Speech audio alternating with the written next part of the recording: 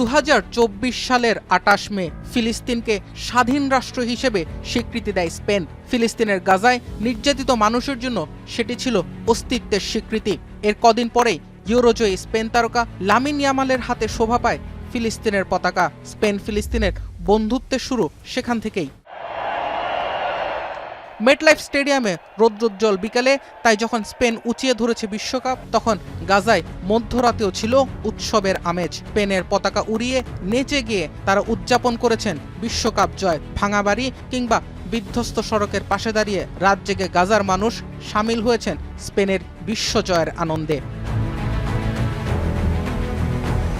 আমি ভরসা রাখি হিরন স্মার্ট ওয়াটার পিউরিফায়ারে।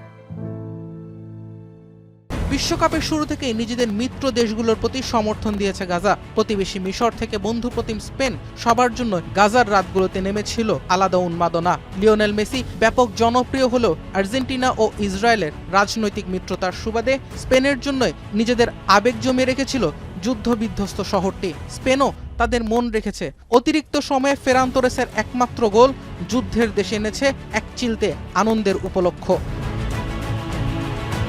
বিশ্বকাপ শেষে স্পেন দল হাসি মুখে ফিরেছে বাড়ির পথে। গাজাকেও ফিরতে হবে নিজেদের রোজকার সংগ্রামে। মাঝে থেকে যাবে বিশ্বকাপের উন্মাদনা। এমন উৎসবের রাতগুলো নিশ্চিতভাবেই ভুলতে চাইবেন না গাজার মানুষরা। জুবায়ের আহমেদ, এখন।